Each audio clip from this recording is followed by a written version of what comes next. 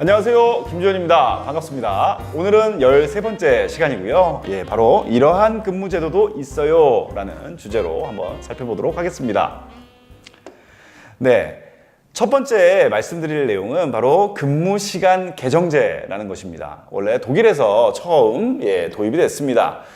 이건 말이죠, 특정 기간 동안 계약된 근무 시간이 있고, 그런데 우리가 실제로 일을 하다 보면 그것보다 또 많이 할 때도 있고 그것보다 조금 적게 할 때도 있는데, 이때의 차이, 이것들을 갖다가 어떠한 개정에다가 산입해서 운영하는 제도를 말합니다. 종업원 중심 제도를 한번 보시면 이렇게 근무 시간이 초과했을 때 이것들을 갖다가 쌓아뒀다가요, 나중에 수당이나 휴가, 조기퇴직 등으로 보상하는 방법이 있고요. 사용자 중심 제도 같은 경우에는 작업량이 많을 때, 적을 때에 따라서 인력 투입을 투입 시간을 조정하는 것입니다. 그래서 전체적으로 35시간부터 45시간까지 조정하는 방법이고요. 40시간제를 예를 들면 45시간 미만으로 초과했을 때, 얼마 안 될 때는 단기 계정에다가 쌓아두고요. 45시간이 완전히 넘어가더라, 굉장히 크게 넘어가는 경우에는 장기 계정에서 삽입해서 운영하는 방법이 있습니다.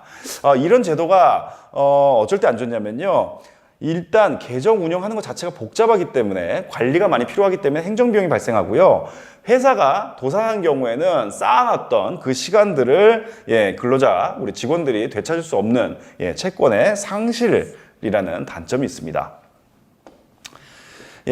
두 번째는요, 바로 부분 근무 시간제입니다. 우리가 흔히 파트타이머라고 부르는 그 일입니다. 그래서 정규 근무 시간보다는 적게 일하고 적은 임금을 받는다라는 특징이 있고요. 이러한 파트타이머가 계속적으로 증가하고 있는 가장 큰 이유는 정규직으로 취업하는 게 어렵기 때문이다라는 것이죠. 요즘에 이렇게 아르바이트 많이 하고 이런 것들도 다 여기에 해당되고요. 또 결혼하고 나서 임신, 출산, 육아 등을 위해서 경력이 단절된 여성들이 사회 진출을 하기 위해 하는 방법도 파트타이머입니다. 뭐 부업도 있고요. 그리고 우리 대학생들이 아르바이트를 하는 경우도 있고, 은퇴하신 분들, 퇴직자들, 고령자분들도 선호하는 방식입니다.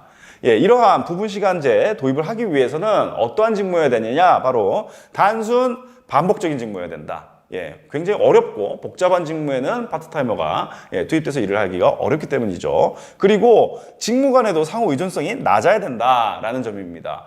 어떤 사람이 하는 업무가 다른 직무에 굉장히 큰 영향을 주는 경우에는 파트타이머로 운영하기가 굉장히 어렵겠죠.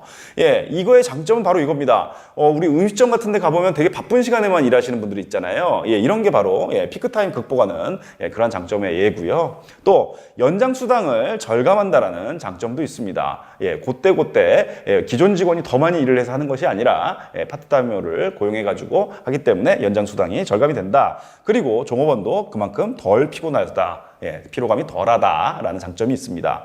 단점은요, 근무자가 동시에 여러 사람들이 오다 보니까 아무리 단순 직무라 하더라도 기본적인 교육 훈련들이 필요한 경우가 있기 때문에 이러한 훈련 비용, 교육 훈련 비용이 증가한다는 단점이 있고요. 관리 감독도 사람이 많아지니까 그만큼 증가하게 됩니다. 그러면서 이러한 파트타이머들이 우리 조직에 정말 로열티가 있느냐? 그러기는 쉽지 않잖아요. 그래서 로열티는 굉장히 낮다. 그렇기 때문에 굉장히 수준 높은 업무를 하기는 어렵다라는 것입니다.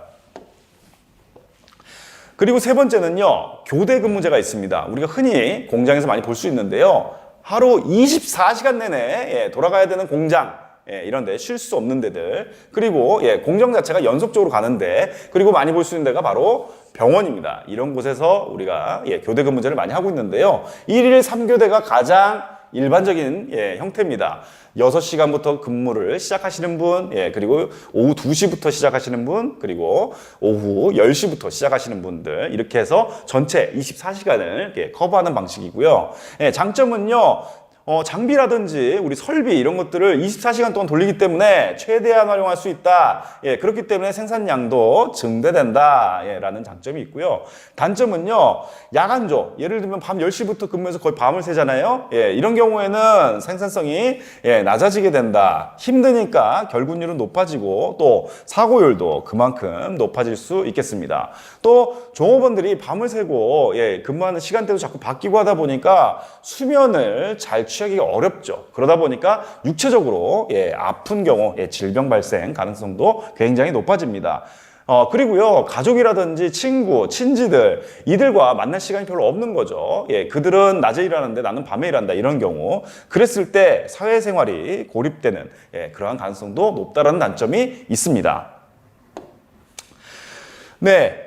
우리가 결국은 직원들이 일도 열심히 하지만 또 충분히 리프레시 될 수 있도록 휴게 시간을 잘 줘야 되는데요. 결국은 피로를 회복시켜서 생산성 저하를 방지하자라는 거고요. 리서치를 해보니까 휴식이 주어지면 작업 능률이 올라가더라라는 것 때문에 휴식이 굉장히 중요합니다.